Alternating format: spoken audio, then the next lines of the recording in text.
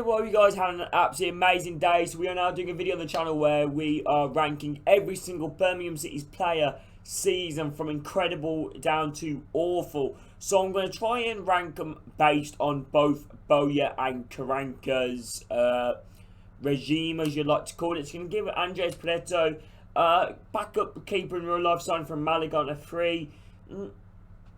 His distribution's amazing, but his shot stopping's not really the best as a goalkeeper. Nowhere near the level of Etheridge, but Pedetto's distribution is better than Etheridge. I think that's what comes to cost Etheridge at times, is his poor distribution. So we're going to give Andres Pedetto, I'm going to put him in the bad scenario, even though it's quite unfair to judging. He hasn't played that many games, played in pre-season, made a mistake, played against Man City. Well, let's face it, Manchester City, you know, very good team.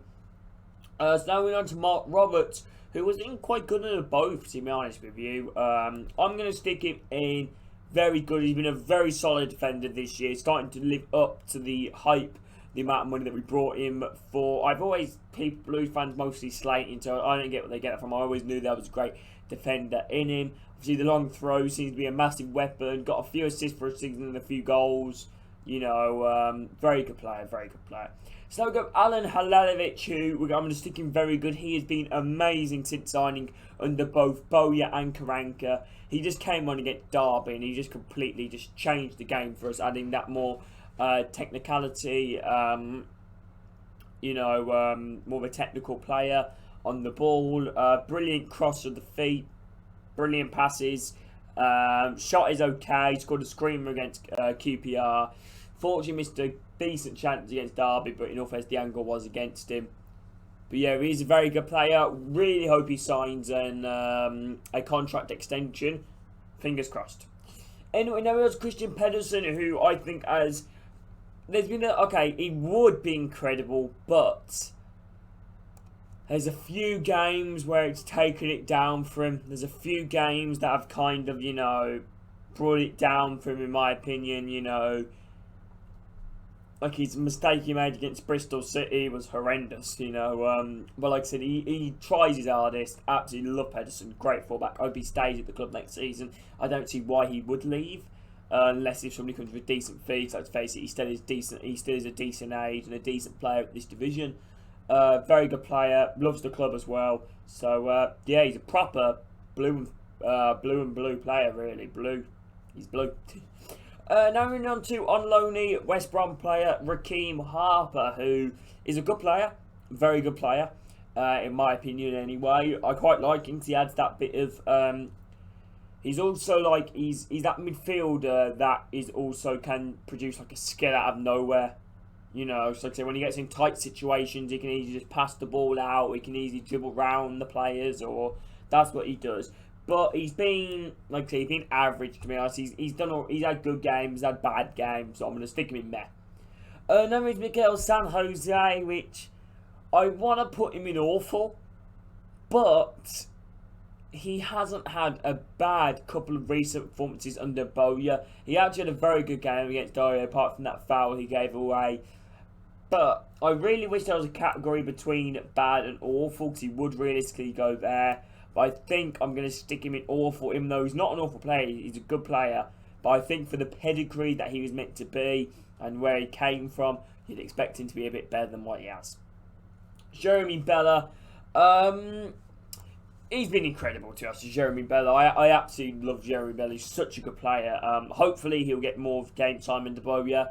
But obviously, like I said, he doesn't really fit formation that much. But he's a cracking player, to be honest. I really do like Bella.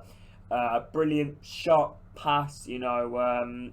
I do think he's one of the most underrated wingers in the Championship. I think he very skillful, very quick, brilliant dribbler. Played against Nottingham Forest, looked a bit, you know, out of shape, let's say, you know. But then again, it's understandable because obviously he hasn't played that much.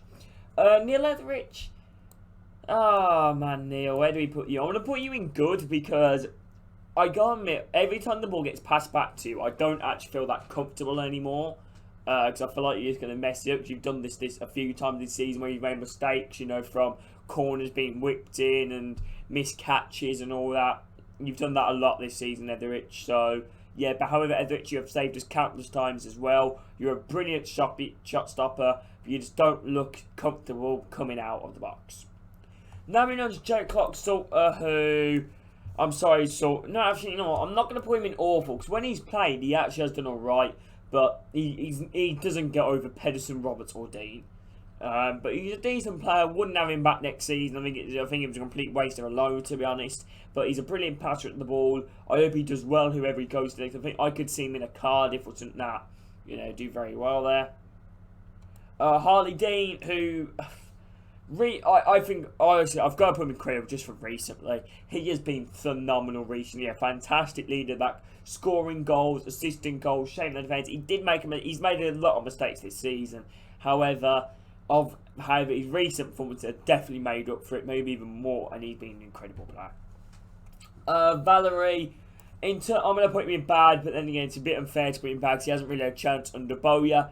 But he's a very good player, Valerie at Southampton. I remember his debut versus Manchester United. He scored an absolutely brilliant goal, for Southampton.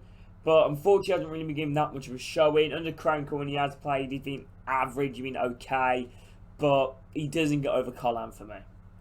Now, moving on to Big Duke, which it's tough to put one with Duke because he's been fantastic under Bowyer, but he's pretty poor under Cranker. But Cranker was playing Duke completely wrong. However, I'm going to put Duke in the category of good. Okay? There you go. Seddon. Obviously, I can only base on his recent performances to come into a side which has been struggling recently at the age of 21, 22. He's been phenomenal. I think he's one of the most underrated Birmingham City players at the club at the moment. He's been very good, very good. However, he's not very good. He goes in the good. Zach Geacock, good one for the future. Only made one appearance for the club, and that was his debut against Brentford, where he did manage to give a clean sheet in a 1-0 victory. He's a good young upcoming keeper, so I'm going to stick him in good. And he's got a 100% clean sheet ratio, so make of that what you will. Ivan Sunnic's been a bit meh, to be honest. I'll stick Sunnic in meh. Made a few mistakes this season, but the best thing about Sunnic, even a bad Sunnic, he always puts 100% in Sunnic. He always never afraid to go out for a challenge. I definitely think he was worth the money that we paid for him, about $6 million. Very good player in my opinion. I honestly, if there's any chance Blues can get to the Premier League, I think he will be a part of it. Riley Mcgray. I'm going to stick him in good because he has played really well in the Bowyer. I'd love to have him back next year. I'd absolutely love to have him back. But I feel like at times his quality sometimes does show, he's brilliant, full of energy, but sluggish passes here and there, shots with not enough power in, corners poorly taken, I feel like that comes to bite Mcgray a bit, I'd love to have him back though next year. If you have to have him back, I'd have him back in a heartbeat. I'd love to buy him permanently, to be honest with you, because I'd definitely have him in the team. He's been really, really good for us, I think, coming in a Bowyer. Made one game I think he played a few games under Cranker, scored, never seen again. It's just bizarre. Cogley, I'm going to stick in meh, because when he's played, he shows that he's not at championship level, but he does a job. Let's say if Colin ever gets injured or Valerie ever gets injured, he does a job, he's there to cover, which he's good at. Scott Hogan, despite being a joint top goal scorer, I think he's had a bad season, to be honest. I think he's missed so many chances that he should be able to scoring. However, the thing that Hogan makes up for is his press. He's brilliant at pressing the ball and making the defenders make mistakes. So I'm going to stick him in meh. He would be in bad, but for that, I'm going to give him meh. Maxim Colin, I'm sticking with incredible man, which always puts 100% in every game. Absolutely love him. I think he's got that. He's 100% a player that I would want in the team next season. He's always the first name on the team sheet, which I think is obvious in it. Like, you can ask every single Blues fan, who's the first name on the team sheet? Colin. He's got to be in it, because he's so good offensively and defensively, full of stamina, very quick as well. He's a good player. So now we're on to Jonathan Lecko, which is a bit... okay, this is a tough one, because obviously he's recently come back from an ACL injury. 9 months he was out for. Still getting used to the championship. Still getting used to Birmingham. under a new manager, under Bowyer, who looks like he trusts him. I'm going to stick him in. I'm going to stick him in meh, because I know he hasn't been that good, but I think he gets a lot of hate from Blues fans, a lot of hate, because against Derby, he wasn't that bad. Against Rotherham, okay, he wasn't that bad. The only game which I thought he was dreadful in was Nottingham Forest, but you just see how determined he is, how he wants to do well, you know, and I think with another season, pre-season under his belt, yeah, he could do well, but I'd definitely look to bring in another striker. Gary Gardner, I think, is a man which has been very good for Blues. He always puts 100% in, you know, every single game as well. Blues fan as well, perfect. Yeah, he's a decent passer, well, decent championship level, around about probably like a definition of a balanced player, you know, can shoot, can defend, can dribble, decent pace, you know, he's alright. Adam Clayton, yep, let's stick him there. George Friend, okay, he actually played really well when he first came in. When he first played, he'd probably got in the very good category, but of late, I think I'm going to stick him in the good, because I think he does a lot more than just being a defender. He's a leader in the dressing room. I think, you know, you see him always on the side bench, you know, clapping on, or even in the training drills, you know, see him clapping, shouting, saying, come on, you know, and all that. I like George Friend personally. I hope he stays just because he's a decent cover option. And yeah. Now we're on to Sam Cosgrove, which is hard to judge about Sam Cosgrove. Obviously, recently coming for Aberdeen for $2 million. Hasn't really played that much, but when he's played, he's been okay. You know, he's decent height, tries to win the ball. But I'm going to stick him in. I think I've just got to be. I think I've just got to be neutral here because, like I said, he hasn't really had that much of a chance. So I want to put him in there. John Terrell, it's a bit of a tough one to put Terrell because when he has played, he's played quite well, but I don't think he's been anywhere near the same player that he was for Blues a few years back. He had some really good games, especially games against Reading, probably one of his best games actually ever had in the Blues shirt. Was very good there, scored 2 goals. Had a good first game of the season against Brentford. I really did like John Terrell personally. I think he's a good player.